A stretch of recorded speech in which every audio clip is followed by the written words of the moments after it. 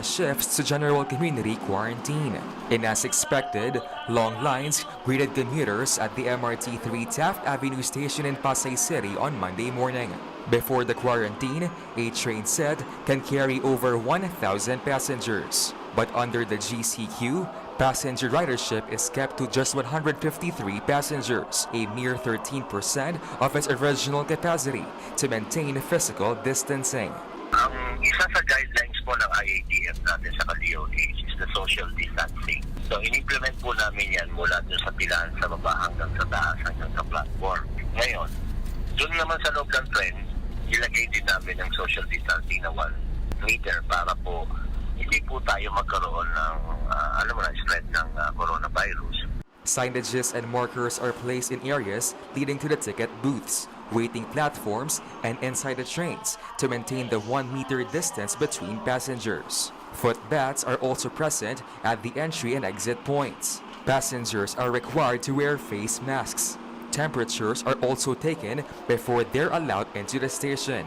With MRT-3's limited operations, some passengers had no choice but to endure the long wait, just like Eliza Ataban, who works as a restaurant server in Makati. Hindi ba ito hassle para sa inyo? Ay, medyo po, pero kakayanin na lang po. Kasi ako, no choice. Lagi pong long sleeve para no touch. Tapos lagi po, pag may nahawakan, alcohol and sanitizer. Tapos po, vitamins, every umalis ng bahay. And then po, kapag nag-duty po, naka-hand gloves naman po kami. Some passengers queued for more than 40 minutes before they were able to ride the train. The MRT-3 management has increased the number of operational trains from 15 sets pre-ECQ to 20. The roster includes the 3 Dalian trains. Rail replacement conducted during the ECQ and MECQ period are paying dividends. Train speed has improved in some sections, shortening waiting time. Continuous po kasi ang maintenance program ng ating mga bagon, And for so many weeks po na hindi tayo tumatakbo, meron po tayong mga tinatawag namin down trains, yung hindi po pumapasok sa linya, na maintain ng maayos at pumasa sa aming safety and security testing. Yung mga areas po na dati ay nasa 30 kph, pwede na po namin increase sa 40 kph. Ang area po niyan ay Bendia to Taft, both sides po yan, northbound and southbound, saka po yung North Avenue to Santolan. Ibig sabihin bababa ang headway natin. Headway meaning yung pag-antay. Dati nasa 9.5 minutes tayo. Ngayon po bumaba tayo sa 6 minutes. Some passengers, meanwhile, opted to ride augmentation buses the government has provided to aid MRT's limited train operations. Pero sinubukan niyo sumakay po ng MRT? Hindi na po kasi mahaba po pila eh. Dadala po ng sanitizer, alcohol, face mask, yun po. Talaga po gano'n, ipagkatsaga na po. 90 buses were deployed for the program. They were allowed to pick up and drop off passengers at 4 stations: Taft Avenue Station, Ayala Station, Quezon Avenue, and North Avenue Station. For now, the MRT management says they will study the possibility of adding more pick-up and drop-off points for these buses under GCQ. MRT authorities are also urging the public to stay at home unless they have work or important businesses to attend to. Planuhin po nila ng maayos ang kanilang mga lakad at the same time, doon po sa mga hindi naman talaga kailangan lumabas, lalo na yung mga 0 to 20 years old, senior citizen, pregnant women, ay mas makakabuti po na mag-stay home na lang sila at para naman po hindi na tayo kumbaga dumami ang mga mananakay natin na magiging problema lang natin later on. For News 5, JC Cosico, we are One News. Quite a lot of commuters were seen stranded along major thoroughfares on the first day of GCQ. Their struggle getting to work with a limited public transportation. Laila Pangilinan tells us more. Hundreds of passengers returning to work waited hours for a ride along EDSA and Commonwealth Avenue as GCQ begins in Metro Manila. Among them is Buddy Mirandilla. He said his company has yet to provide shuttle services. Alas 6 pa ako nag-aantay. Ano po ang inaantay natin, sir? Sasakyan, ang hirap. So, makabang. walang masakyan. Talaga nakakapanibago yung ating sitwasyon. Ang dami nang nagiinit ang ulo. Due to limited public transportation, military trucks were deployed to provide free rides for stranded commuters. The Philippine National Police also gave assistance. But because of desperation, there were times when physical distancing was thrown out of the window. Other commuters who didn't want to join the mad dash chose to ride their bicycles despite the absence of protective gear. Hindi ko na nga alam ang pamasahe ngayon, ang minimum hindi ko na alam. Ito na rin ang ma'am, parang exercise ko na to. Sa edad ko ito, 57 na ako, pero sa awa ng Diyos, matagal ako mapagod. Duel Talicer, on the other hand, has been biking to work for the last 15 years and always makes sure that he wears a face mask for protection against pollution and the virus. Same goes for Jessica, who works in a mall. She said their management handed out protective gears before going back to work. Okay naman po, wala namang problema. Saka ano naman kami, supportado naman kasi may face shield saka may face mask. Nelson, on the other hand, is having a tough start. He said there aren't enough tricycles on the road. Mukhang malilate. Ang haba ng pila sa tricycle. Tapos isa-isa lang talaga sa tricycle. Sa isang biyahe, isang tao lang ang laman. For tricycles, the downgraded quarantine is also a challenge. Lugi po talaga. Kaya wala naman po tayo magagawa kasi ito lang naman hanap buhay. Wala ibang pagkakakitaan. The Transportation Department said public transpo will resume in 2 phases under GCQ. The first phase, from June 1 to 21, will allow the operation of permitted train and bus augmentation units, taxis, ride-hailing cars, point-to-point buses, shuttle services, and bicycles, all at limited capacity.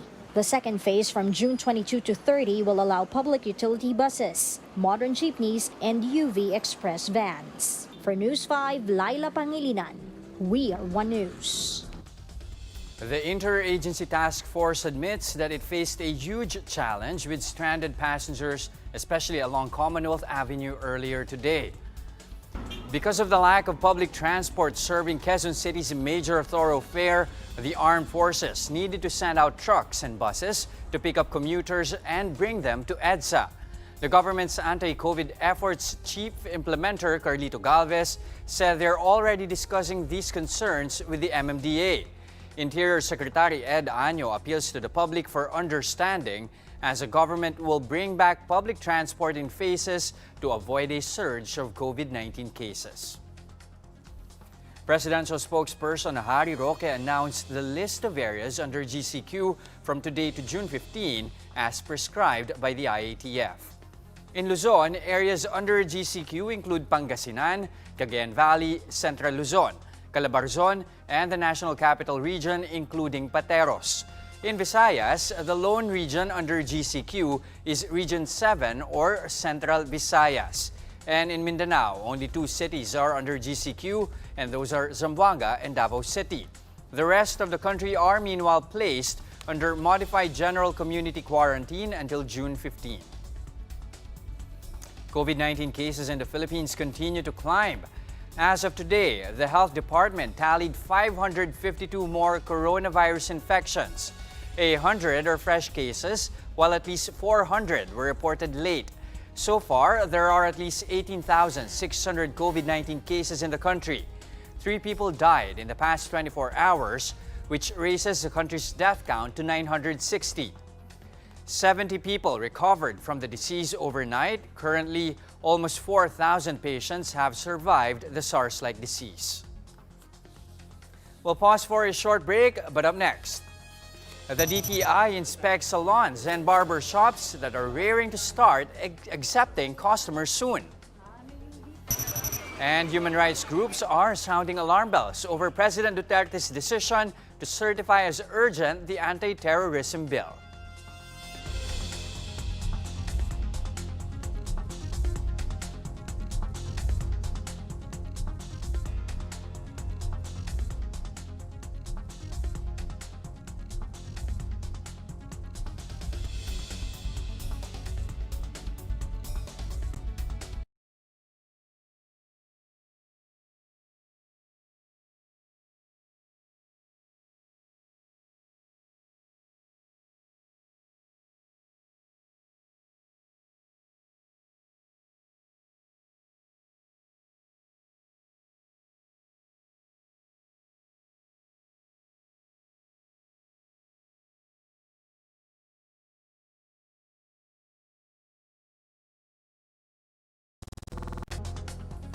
I'm Jess De Los Santos and you're watching The Big Story. For those looking to get a fresh pedicure or hair rebond, you will have to wait some more. The DTI reminds the public that salons and barbershops are only allowed to offer haircut services for now. Marian Henriquez has the report. The DTI started inspecting community-based salons and barbershops in Quezon City as the metro transitioned to a more relaxed community quarantine. First stop, this salon chain, which has over 100 other branches nationwide. Standard health protocols such as disinfection and regular temperature checks are observed. Customers are required to wear face masks, but if they forget to bring any, they can buy one right at the salon. Clients are likewise asked to fill out information sheets for contact tracing purposes. Social distancing is also being observed. Cutting capes go straight to brown bags for laundry after use. Tools are washed right away and then disinfected under a UV light. Since only 30% of capacity is allowed for its June 7 reopening, management has cut operating hours to just 10 a.m. to 6 p.m. This is one full shift, less than their previous 22-hour operations. Despite these changes, management decided to keep haircuts at its regular price of 150 pesos. Ang income namin siguro mga 50% na lang. It's better than nothing. At saka at the same time, nakakapag-serve kami sa community. Second stop is this barber shop. It's also implementing standard health protocols being enforced on the previous salon. Stylists don protective gear during the procedure. However, in this shop, a standard haircut costs 500 pesos for first-timers. Less than half of the charge goes to the barber's cape, which customers can take home. The next time they get a haircut, they'll only pay the regular rate of 300 pesos if they bring the garment with them. This salon, meanwhile, has put up plastic dividers between chairs to ensure the safety of both the clients and stylists. They also use disposable plastic capes and eye shields for customers.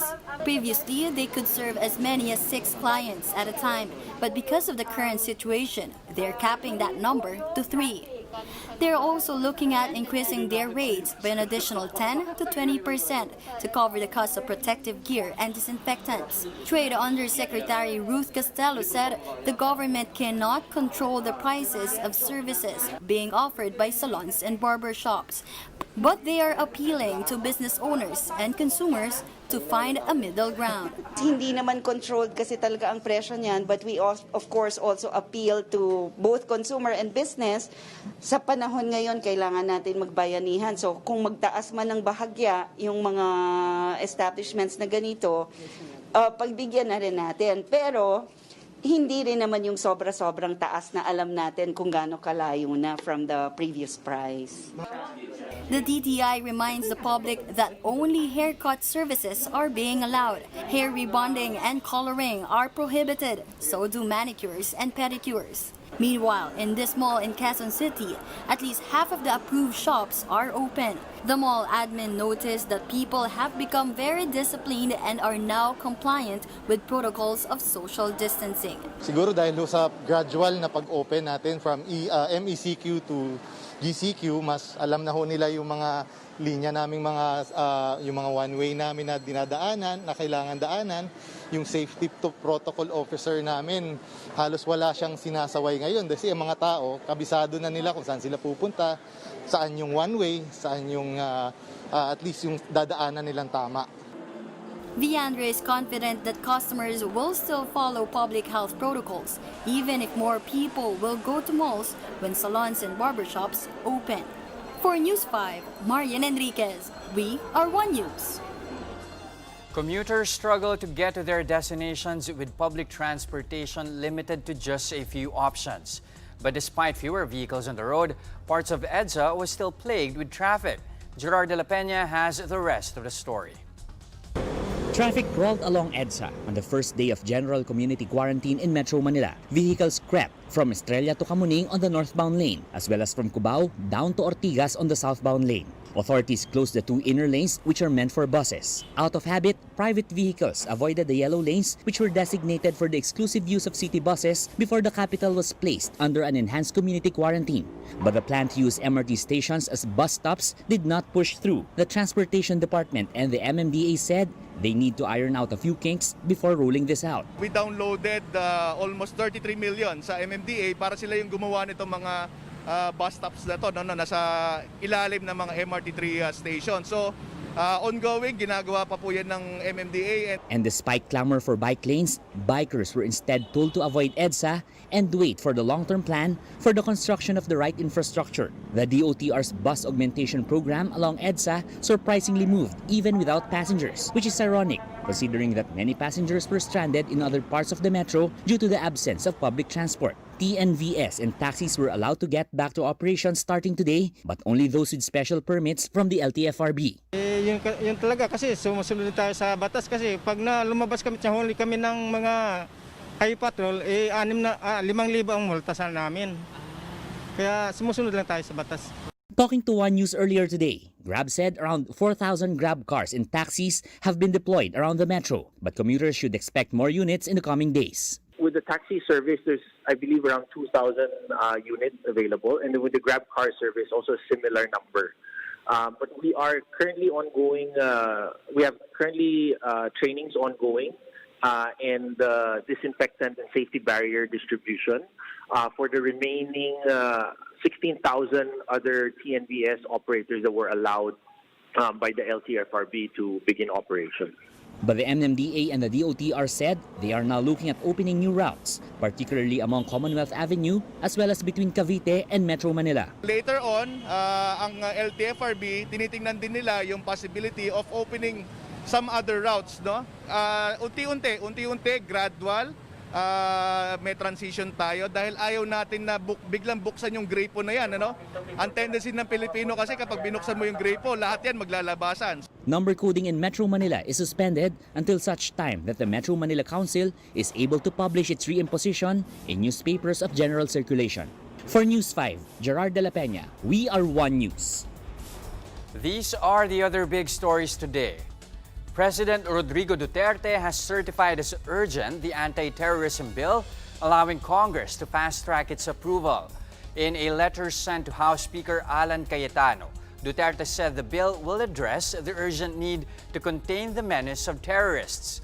Among others, it seeks to extend the number of days suspected terrorists can be detained without a warrant of arrest.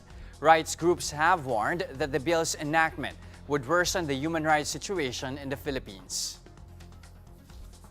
The Archdiocese of Manila is proposing a set of guidelines for religious activities under the general community quarantine. Apostolic Administrator of the Archdiocese of Manila, Bishop Broderick Pabilio, said those who are not yet allowed to go out should stay home and attend services online instead. These include Catholics who are 20 years old and below and 60 years old and above. Those who serve in the church should also refrain from service if they are not feeling well. Parish and church organizations have to plan their activities and programs and to open services in a safe manner. Each parish must also create a Ministry of Health to assist old people and those who are sick. An archdiocesan guideline is meanwhile given to help church leaders to decide whether or not a member should be tested for COVID-19. Currently, only 10 persons are allowed to go to church buildings at a time under the GCQ. We'll be back with more stories after the break. Stay with us here on One News.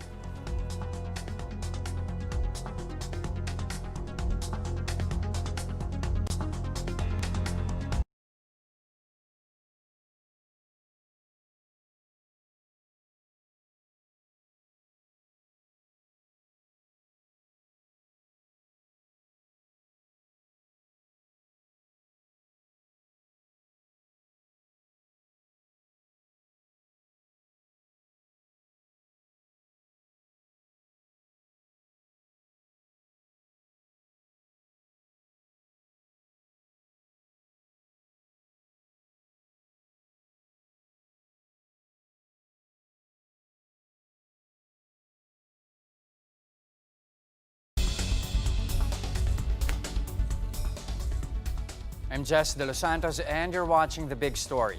Senators have started to discuss the proposed extension of the Bayanihan to Heal as One Act. The measure, which aims to extend the powers granted to the President to carry out COVID-19 response efforts, was passed by Congress in March. Mean Los Baños has the details. Senate Finance Committee Chairman Sonny Angara sponsored the Bayanihan to Recover as One Act, which seeks to extend the Bayanihan to Heal as One Act until September 30 this year. Under the measure, President Duterte will retain his power to realign the budget of various government agencies for COVID-19 response efforts. But Angara allayed fears that this might give the chief executive too much power. Strike out all the provisions which might be interpreted as being emergency in character. Thus, you will see that in the Bayanihan 2, there is no longer the provision which allows the President to take over the utilities or hospitals. The senator also proposed another batch of social amelioration for the poorest of the poor, giving priority to those who have not received any financial aid since the lockdown began. The measure also champions wage subsidies to freelancers, self-employed individuals, repatriated OFWs, and those working in sectors like tourism, construction, film, and creatives, which are hardest hit by the quarantine restrictions. This measure grants to the President the necessary flexibility to realign budgets from the different agencies and direct these funds towards the country's COVID-19 response. There are also still the emergency subsidies for low-income households, especially the ones that did not receive any assistance in previous months. Other senators added provisions for cash assistance to part-time teachers and tuition grants to students whose parents lost their jobs during the pandemic. They also want loan subsidies for students who need to buy laptops, tablets, or smartphones for their online classes when school reopens in August. Land Bank of the Philippines, the Development Bank of the Philippines, the Social Security System, and the Government Service Insurance System, or GSIS, will also provide loans, subsidies, discounts, or even grants for purchasing necessary gadgets like laptops, tablets, and smartphones, given the expected shift to blended learning. These same government financial institutions, or GFIs, will also come up with similar loan programs to schools and universities for transitioning to online modes of teaching. Senators also agreed to take out a provision that gives the chief executive the power to take over hospitals and private establishments. To fund all of these, the proposed law sets aside a 236 billion peso standby fund for programs addressing the impact of COVID-19. Senate President Pro Tempore Ralph Recto backs the extension of the law. He said the crisis has bled the economy and has killed jobs. In our bid to flatten the curve, the needles of our economy moved to alarming lows. 2.79 million workers lost their income, putting them overnight into welfare. 103,000 firms shattered, most temporarily, but many for good. The quarantine cost our economy 18 billion pesos a day. Legislators are expecting President Duterte to certify this bill as urgent as soon as they transmit a copy of the committee report to the palace. This will allow the chamber to pass the measure this week before they go on session break starting next week. Reporting for News 5, Mean Los Baños, we are One News. Media giant ABS-CBN responds to the Office of the Solicitor General's accusations that the network has been deceiving Filipinos. During the congressional inquiry earlier today, Solgen Calida told lawmakers that ABS-CBN is motivated not by service, but by greed and a desire for power and influence. Calida added that the Lopez-led firm has committed too many violations that went unnoticed and unpunished. In defense, Kapamilya President and CEO Carlo Katigbak said many voices will attest to ABS-CBN's public service efforts. Katigbak also debunked allegations concerning the citizenship of its chairman emeritus, Eugenio Lopez III, and the supposed unlawful return of the company to the Lopezes, among others. According to Katigbak, the Lopez family rightfully reclaimed the company in 1986. He also clarified that ABS-CBN chairman Gabi Lopez is a Filipino citizen, having been born to Filipino parents. The Solgen also fired back at actor Coco Martin during the hearing. Calida was seemingly irked, recounting how the Ang Provinciano lead star blamed him and the National Telecommunications Commission over the Kapamilya Network shutdown. He feels that he can solve their problems the same way as he solves them on screen with much of bluster and bravado. Allegedly, he has apologized for his tantrum. If I had not been the Solicitor General, I would have called his bluff and made him eat his words. Kalida also hit other celebrities criticizing the Duterte administration with ABS-CBN's closure. Stars and celebrities have taken to social media to rail against what they perceive to be oppression on the part of the government. In desperation, they would want to use their influence over the multitudes of fans to muddle the issue and drum up support for their network. And that wraps up today's big story. Catch us again tomorrow at 8 p.m. on Signal Channels 8 and 250. Please like our Facebook page, One News. For more in-depth analysis, visit our webpage, onenews.ph. I'm Jess De Los Santos. We are One News. Good evening.